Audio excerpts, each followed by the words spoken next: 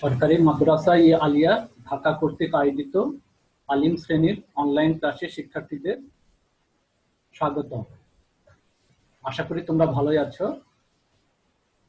পাঠ উপস্থাপনায় আমি আছি মোহাম্মদ জাহাঙ্গীর আলম, সহকারী অধ্যাপক ও বিভাগীয় প্রধান, রসায়ন বিভাগ, সরকারি মাদ্রাসা ই আলিয়া, ঢাকা। আজকে আমাদের পাঠ পরিচিতি, রসায়ন দ্বিতীয় পত্র, অধ্যায় পরিবেশ রসায়ন। আজকে আমাদের লেকচার নাম্বার হচ্ছে 2। আজকে আমাদের পড়ানোর বিষয়বস্তু হচ্ছে, তোমাদের আমি একটা চিত্র দিলাম, দেখো এখানে আমাদের কিছু সূত্র আছে। বয়েলস ল, চার্লস ল, ডে-লুশাক ল, আইডিয়াল গ্যাস ল। তাহলে এখান থেকে তোমরা কি ধারণা করতে পারছো আজকে আমাদের পড়ানোর বিষয়বস্তু কি হতে পারে? আজকে আমরা পড়াবো হচ্ছে গ্যাস সূত্রসমূহ। আমরা গত লেকচারেও গ্যাসের সূত্রগুলো আমরা দেখেছিলাম, বয়েলের সূত্র দেখেছি, চার্লসের সূত্র দেখেছি। আজকে আমরা আরো নতুন কিছু সূত্র আমরা দেখব। আজকে আমাদের শিখন ফল, আজকে আমাদের পাঠ শেষে তোমরা কি কি জানতে পারবে? চার্লসের সূত্রানুসারে পরম শূন্য তাপমাত্রা ধারণা কিভাবে পাওয়া যায় তা ব্যাখ্যা করতে পারবে। চার্লসের সূত্রানুসারে পরম তাপমাত্রা স্কেল কিভাবে পাওয়া যায় তা জানতে পারবে। সমচাপীয় রেখা বা আইসোবার কি তা বলতে পারবে। বয়েল ও চার্লসের সমন্বয় সূত্র প্রতিপাদন করতে পারবে। অ্যাভোগাড্রোর সূত্র ব্যাখ্যা করতে পারবে। অ্যাভোগাড্রোর সংখ্যা কি তা বুঝতে পারবে এবং এসটিপি ও এসএটিপি সম্পর্কে বলতে পারবে। আজকে আমাদের লেকচারটা একটু বড় হবে, তোমরা ধৈর্য সহকারে শুনবে। তাই চলো আজকে আমরা মূল আলোচনায় চলে যাই। চার্লসের সূত্র হতে পরম শূন্য তাপমাত্রার ধারণা আমরা কিভাবে পাই। নির্দিষ্ট চাপে 0 ডিগ্রি সেন্টিগ্রেড তাপমাত্রায় n মোল পরিমাণ কোনো গ্যাসের আয়তন যদি V0 হয়, তবে চার্লসের সূত্র অনুসারে T ডিগ্রি সেন্টিগ্রেড তাপমাত্রায় গ্যাসের আয়তন আমরা কত পাবো? VT সমান V0 প্লাস V0 T ভাগ 273। এটা আমরা যখন চার্লসের সূত্র পড়েছিলাম গত লেকচারে, তখন আমরা এই সূত্রটা আমরা দেখেছিলাম। তা তুমি যদি V0 কমন নিয়ে নাও, তাহলে আমরা কি পাচ্ছি? তাহলে 1 প্লাস T ভাগ 273। তাহলে এটা তুমি সরল করো, তাহলে V0 273 প্লাস T ভাগ 273। এটা আমরা ধরলাম মনে করে সমীকরণ নাম্বার 1। এখন চাপ অপরিবর্তিত রেখে যদি কোনো গ্যাসের তাপমাত্রা 0 ডিগ্রি সেন্টিগ্রেড হতে -273 ডিগ্রি সেন্টিগ্রেডে হ্রাস করা হয়, তবে 1 নং সমীকরণ হতে আমরা পাই, তাহলে টির জায়গায় আমরা -273 বসালাম, তাহলে V0 273 প্লাস -273 ভাগ 273। তাহলে 273 প্লাস মাইনাস -273, এটা কাটাকাটি যাবে, তাহলে আমরা কি পাবো? 0 পাবো। অর্থাৎ -273 ডিগ্রি সেন্টিগ্রেড তাপমাত্রায় কোনো গ্যাসের আয়তন হচ্ছে আমাদের 0। অর্থাৎ -273 ডিগ্রি সেন্টিগ্রেড তাপমাত্রায় গ্যাসের আয়তন 0 হয়। সুতরাং চার্লসের সূত্র অনুযায়ী যে তাপমাত্রায় কোনো গ্যাসের আয়তনের বিলুপ্তি ঘটে, অর্থাৎ তত্ত্বীয়ভাবে গ্যাসের আয়তন 0 হয়ে যায়, তাকে পরম শূন্য তাপমাত্রা বলে। এর মান -273 ডিগ্রি সেন্টিগ্রেড বা 0 কেলভিন। অর্থাৎ আমরা কি বললাম যে -273 ডিগ্রি সেন্টিগ্রেড তাপমাত্রায় সকল গ্যাসের আয়তন তত্ত্বীয়ভাবে 0 হয়ে যায়। এখানে আমরা তত্ত্বীয়ভাবে কেন 0 বলছি? আসলে বাস্তবিক অর্থে কোনো গ্যাসের আয়তনই কিন্তু তোমার 0 হয় না। কারণ কোনো গ্যাসের তাপমাত্রা যদি আমরা আস্তে আস্তে কমাতে থাকি, তাহলে ওই গ্যাসটা প্রথমে কিসে পরিণত হয়? তরলে পরিণত হয়। তারপরে ওই গ্যাসটা তরল থেকে কঠিন পদার্থে পরিণত হয়। আমরা তো জানি কঠিন পদার্থে কিছু না কিছু নির্দিষ্ট তোমার আয়তন থাকবে। তাহলে -273 ডিগ্রি সেন্টিগ্রেড তাপমাত্রায় কোনো গ্যাসকে নিলে সেই গ্যাস কিন্তু আর গ্যাস থাকে না, ওটা তোমার কঠিন পদার্থ হয়ে যায়। তখন তার কিন্তু একটা আয়তন থাকে। কিন্তু আমরা যেহেতু ওই তাপমাত্রায় গ্যাসের ভিতরে আমাদের যত ধরনের শক্তি আছে, সেটা কম্পন শক্তি বলো, বন্ধন শক্তি বলো, তারপর তোমার স্থানান্তর শক্তি, আবর্তন শক্তি, সব ধরনের শক্তি ওখানে তোমার একেবারে 0 হয়ে যায়। এই জন্য বলা হচ্ছে -273 ডিগ্রি সেন্টিগ্রেড তাপমাত্রায় যে কোনো গ্যাসের আয়তন তত্ত্বীয়ভাবে 0 হচ্ছে। আসলে বাস্তবিক অর্থে কিন্তু এটা 0 না। তাহলে -273°C তাপমাত্রাকে আমরা কি বলি? পরম শূন্য তাপমাত্রা। তাহলে এখান থেকে তোমার একটা সংজ্ঞা আসতে পারে যে পরম শূন্য তাপমাত্রা কাকে বলে। তাহলে বলবে যে তাপমাত্রায় কোনো গ্যাসের আয়তনের বিলুপ্তি ঘটে, অর্থাৎ তত্ত্বীয়ভাবে গ্যাসের আয়তন শূন্য হয়ে যায়, তাকে পরম শূন্য তাপমাত্রা বলে। এর মান সেন্টিগ্রেড স্কেলে -273°C এবং কেলভিন স্কেলে হচ্ছে 0 কেলভিন। ওকে, চলো আমরা পরের টপিকে চলে যাই। চার্লসের সূত্র হতে পরম তাপমাত্রা স্কেল বা কেলভিন স্কেল কিভাবে পাওয়া যায়? চার্লসের সূত্র অনুসারে T°C তাপমাত্রায় গ্যাসের আয়তন, এটা আমরা একটু আগে দেখলাম, VT সমান V0 প্লাস V0 T ভাগ 273। তাহলে V0টা তুমি কমন নিলে 1 প্লাস T ভাগ 273, তাহলে VT সমান সরল করলে V0 273 plus T divide by 273। এখন চাপ অপরিবর্তিত রেখে যদি কোনো গ্যাসের তাপমাত্রা 0°C হতে -273°C হ্রাস করা হয়, তবে 1 নং সমীকরণ হতে আমরা পাই আগের মতো। তাহলে আমরা T জায়গায় -273 বসালাম, তাহলে আমরা গ্যাসের আয়তন কত পাবো? 0। অর্থাৎ -273°C তাপমাত্রায় গ্যাসের আয়তন তত্ত্বীয়ভাবে 0 হয়। তাহলে -273° তাপমাত্রায় গ্যাসের আয়তন যে 0 হচ্ছে, এটা আমরা কিভাবে দেখলাম? চার্লসের সূত্র থেকে আমরা গ্যাসের আয়তন যে 0 হয় সেটা কিন্তু আমরা পেলাম। এটা কিন্তু আমরা গ্রাফ দিয়েও আমরা দেখতে পারি, সেটা দেখো। আবার গ্যাসের আয়তন বনাম তাপমাত্রা লেখচিত্র অঙ্কন করলে নিম্নে লেখচিত্রের ন্যায় পাওয়া যায়। প্রাপ্ত সরলরেখাগুলোকে পিছনের দিকে বর্ধিত করলে তাপমাত্রা অক্ষকে সকল ক্ষেত্রে -273°C তাপমাত্রায় ছেদ করে, অর্থাৎ -273°C তাপমাত্রায় গ্যাসের আয়তন তত্ত্বীয়ভাবে 0 হয়। তুমি চিত্রটা দেখো, আমাদের এক্স অক্ষ বরাবর আমরা নিলাম হচ্ছে তোমার তাপমাত্রা, আর ওয়াই অক্ষ বরাবর আমরা নিলাম হচ্ছে তোমার আয়তন। এখন P1, P2, P3 এটা হচ্ছে আমাদের বিভিন্ন স্থির চাপ, যেটা আমরা জানি চার্লসের সূত্র হচ্ছে স্থির চাপে। তাহলে এখন আমরা যদি মনে করো তাপমাত্রা যদি ডান দিকে বাড়াই, তাহলে গ্যাসের আয়তন কিন্তু আস্তে আস্তে ক্রমান্বয়ে বাড়তে থাকে। এখন অথবা বাম দিকে যদি আমরা তাপমাত্রা কমাতে থাকি, গ্যাসের আয়তন কিন্তু আস্তে আস্তে তোমার কমতে থাকবে। তাহলে আমরা বাম দিকে গ্যাসের তাপমাত্রা কমাচ্ছি, দেখো এই তাপমাত্রা কত আছে? -100°C। তাহলে এই পর্যন্ত মোটামুটি একটা গ্যাসের আয়তন আমরা পাই। এখন এই লেখচিত্রগুলোকে আমরা যদি পিছনের দিকে বর্ধিত করি, সবগুলো লেখচিত্রে দেখা যাচ্ছে যে তোমার -273°C তাপমাত্রায় তাপমাত্রা অক্ষকে তোমার ছেদ করে, অর্থাৎ এই -273°C তাপমাত্রায় সকল গ্যাসের আয়তন 0 হয়ে যায়। তাহলে আমরা গ্রাফ দিয়ে আমরা দেখলাম যে -273°C তাপমাত্রায় গ্যাসের আয়তন 0 হয়। আবার চার্লসের সূত্র অনুসারে আমরা দেখলাম যে -273°C তাপমাত্রায় গ্যাসের আয়তন 0 হয়। এই জন্য বলা হচ্ছে -273°C তাপমাত্রা হচ্ছে পরম শূন্য তাপমাত্রা। তাহলে এই পরম শূন্য তাপমাত্রা অর্থাৎ -273°C তাপমাত্রাকে 0 ধরে তাপমাত্রার প্রতি ডিগ্রির ব্যবধান 1°C সমান ধরে ব্রিটিশ বিজ্ঞানী লর্ড কেলভিন তাপমাত্রা পরিমাপের যে নতুন স্কেল প্রবর্তন করেন তাকে পরম তাপমাত্রা স্কেল বা কেলভিন স্কেল বলে।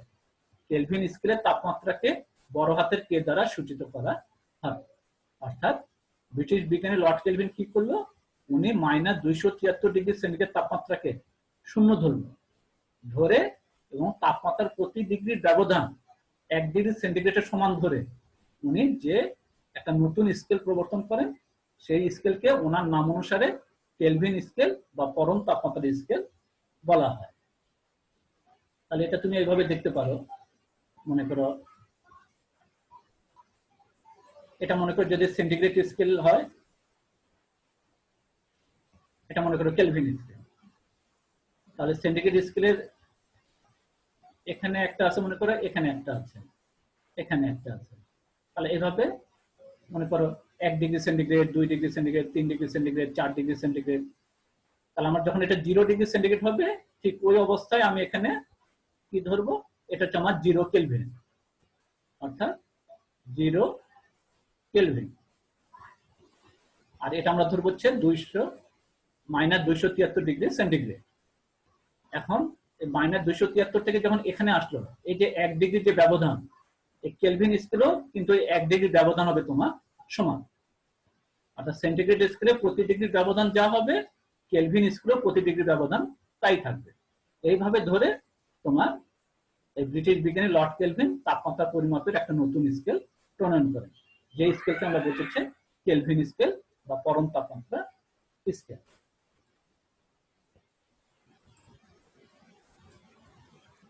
তাহলে এখন তোমার কেলভিন স্কেলের তাপমাত্রার সাথে সেলসিয়াস স্কেলের তাপমাত্রা কি সম্পর্ক পাওয়া যায়, সম্পর্কটা দেখো। পরম শূন্য তাপমাত্রা ধারণা হতে আমরা পাই -273 ডিগ্রি সেন্টিগ্রেড সমান হচ্ছে 0 কেলভিন। আর যদি 0 ডিগ্রি সেন্টিগ্রেড হয় তাহলে আমরা পাবো কত, 273 কেলভিন। বা টি ডিগ্রি সেন্টিগ্রেড সমান হচ্ছে 273 প্লাস টি কেলভিন। এখন এই 273 প্লাস টি এটাকে আমরা বড় হাতে টি দ্বারা আমরা প্রকাশ করি, অর্থাৎ সেন্টিগ্রেড স্কেলের তাপমাত্রার সাথে যদি 273 যোগ করা হয় তাহলে আমরা পাবো হচ্ছে কেলভিন স্কেলের তাপমাত্রা। এটাই হচ্ছে আমাদের সেন্টিগ্রেড স্কেলের তাপমাত্রার সাথে কেলভিন স্কেলের তাপমাত্রার সম্পর্ক। অর্থাৎ সেন্টিগ্রেড স্কেল বা সেলসিয়াস স্কেলের তাপমাত্রার সাথে যদি 273 যোগ করা হয় তাহলে আমরা কেলভিন স্কেলের তাপমাত্রা আমরা পাই। কারণ আমরা যখন এই চ্যাপ্টার অঙ্কগুলো করব আমাদের অঙ্কে কিন্তু সেন্টিগ্রেড স্কেলের তাপমাত্রা দেওয়া থাকবে, ওগুলোকে আমরা কেলভিন স্কেলের তাপমাত্রাতে পরিণত করে তারপরে অঙ্কগুলো কিন্তু আমাদের করতে হবে। ঠিক আছে, তোমরা বুঝতে পেরেছো নিশ্চয়। এরপর আমরা পরের টপিকে চলে যাই। সুতরাং সেলসিয়াস স্কেলের তাপমাত্রার সাথে 273 যোগ করলে কেলভিন স্কেলের তাপমাত্রা পাওয়া যায়। এখন আমরা দেখব সমচাপীয় রেখা বা আইসোবার কি। আমরা বয়েলের সূত্র থেকে আমরা দেখেছিলাম সমতাপীয় রেখা বা আইসোথার্ম, আর চার্লসের সূত্র থেকে আমরা পাই সমচাপীয় রেখা বা আইসোবার। তাহলে এটা গ্রাফ দেখো। তাহলে আমাদের এক্স অক্ষ বরাবর হচ্ছে আমাদের আয়তন, ওয়াই অক্ষ বরাবর আয়তন, আর এক্স অক্ষ বরাবর হচ্ছে আমাদের তাপমাত্রা, কেলভিন স্কেলের তাপমাত্রা।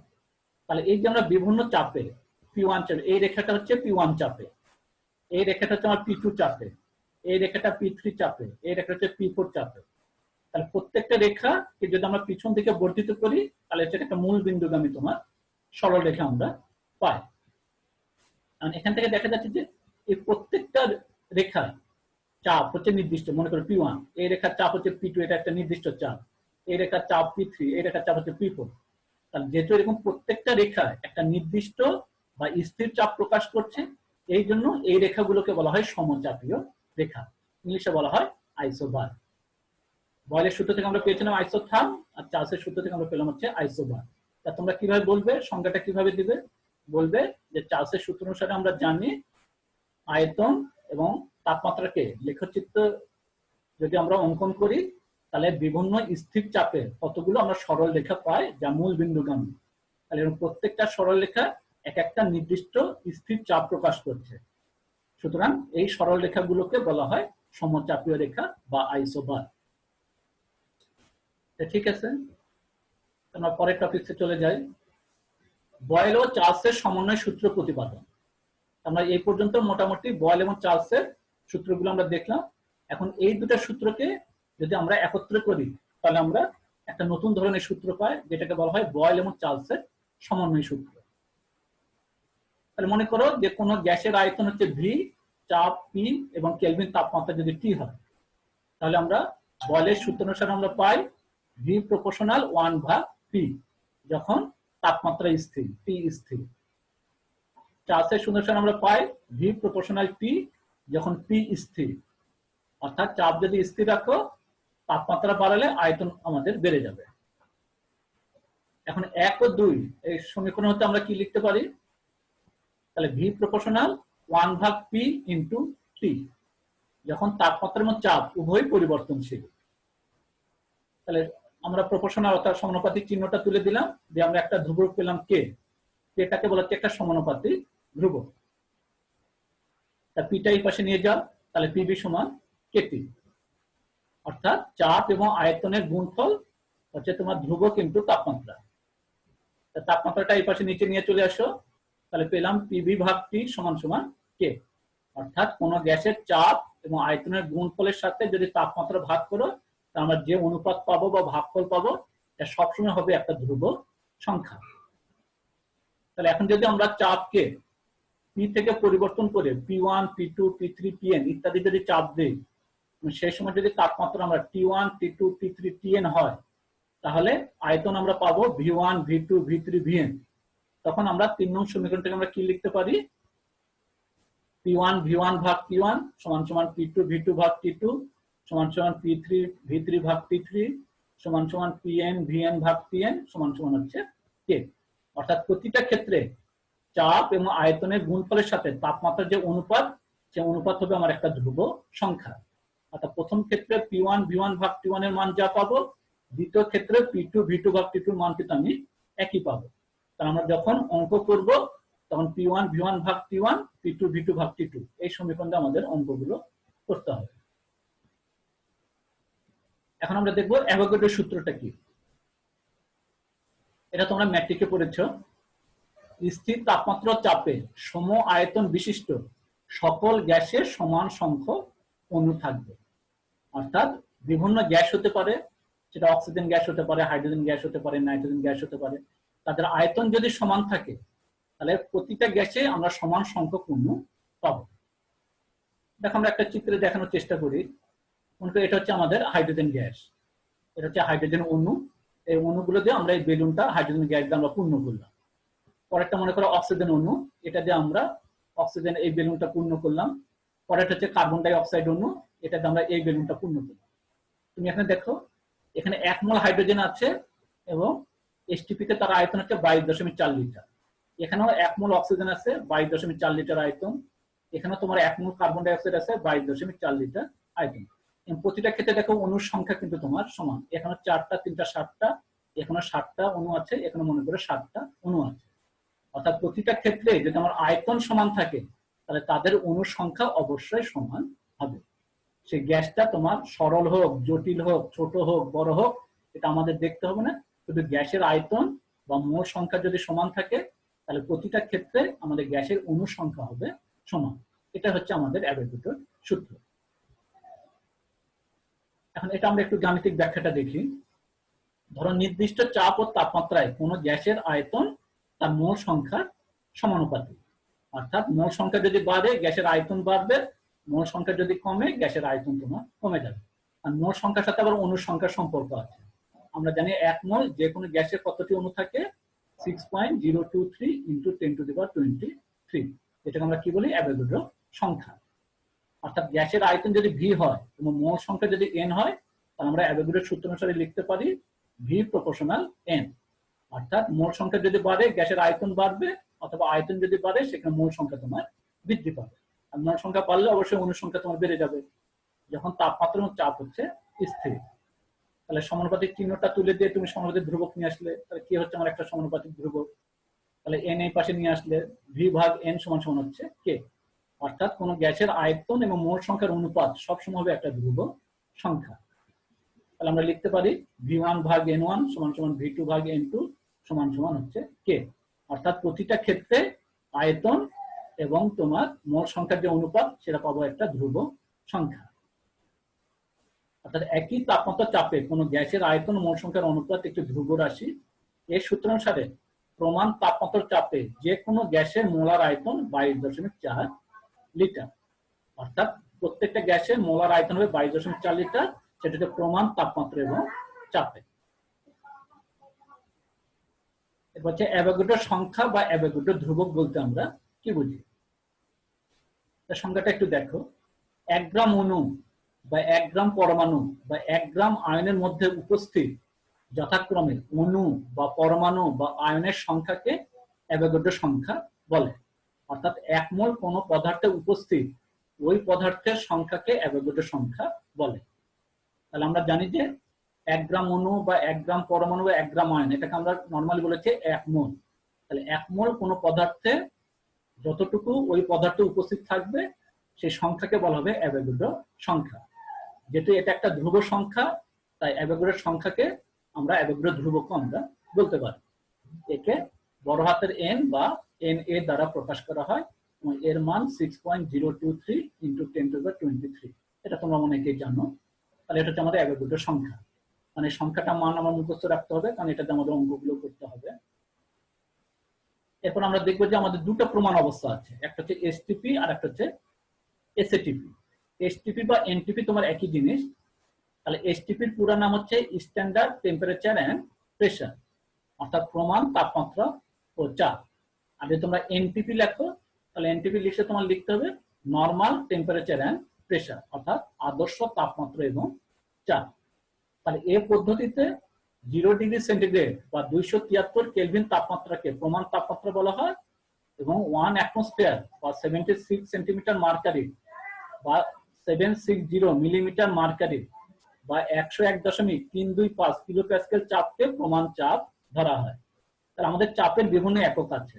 অ্যাটমসফিয়ার একক আমরা নিতে পারি, যেটা বাংলা বলা হয় বায়ুমণ্ডলীয় চাপ, তোমার সেন্টিমিটার মার্কারি অর্থাৎ সেন্টিমিটার পারদ চাপ, মিলিমিটার পারদ চাপ বা কিলো প্যাসকেল, বা কিলো প্যাসকেলকে যদি 1000 দিয়ে গুণ করে আমরা পাবো হচ্ছে প্যাসকেল। তাহলে এগুলো হচ্ছে আমাদের বিভিন্ন চাপের একক। তাহলে আমরা এই এসটিপি বা এনটিপিতে 0°C তাপমাত্রা বা 273 কেলভিন তাপমাত্রাকে বলা হয় প্রমাণ তাপমাত্রা, আর 1 অ্যাটমসফিয়ার বা 76 সেন্টিমিটার মার্কারি বা 760 মিলিমিটার মার্কারি অথবা 101.325 কিলো প্যাসকেল চাপকে প্রমাণ চাপ ধরা হয়। এসটিপি বা এনটিপিতে যে কোনো গ্যাসের মোলার আয়তন আমরা পাই 22.414 লিটার পার মোল, যেটা আমরা সংক্ষেপে লিখি 22.4 লিটার। এখন আমরা দেখব এসএটিপি। এসএটিপি এর পুরো নাম হচ্ছে standard ambient temperature and pressure, অর্থাৎ প্রমাণ বায়ুমণ্ডলীয় তাপমাত্রা ও চাপ। এই পদ্ধতিতে 25°C বা 298 কেলভিন তাপমাত্রাকে প্রমাণ তাপমাত্রা এবং 1 অ্যাটমসফিয়ার বা 100 কিলো প্যাসকেল বা 1.01 বার চাপকে প্রমাণ চাপ ধরা হয়।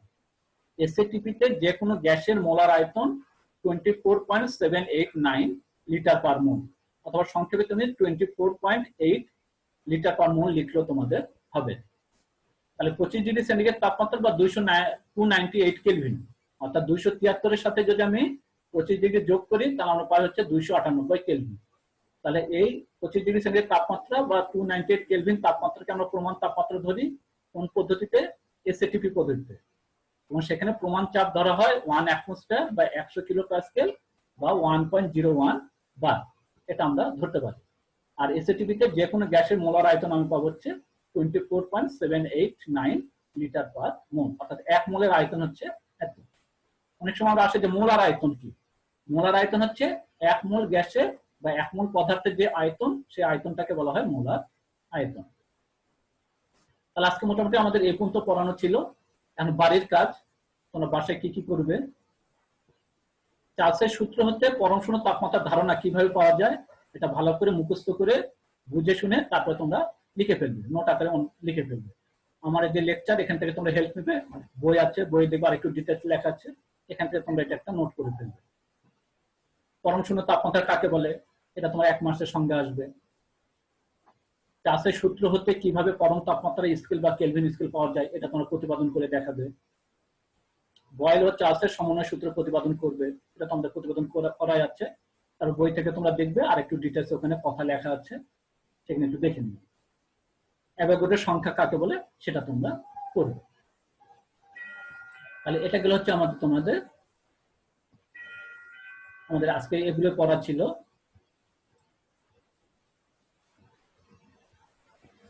তাহলে তোমাদের ধন্যবাদ, তোমরা বাসায় ভালো করে লেখাপড়া করো। এই লেখাপড়া তোমরা যদি ভালো করে লেখাপড়া না করো তাহলে কিন্তু আমরা শেষ করতে পারবো না। ঠিক আছে, তাহলে আল্লাহ হাফিজ।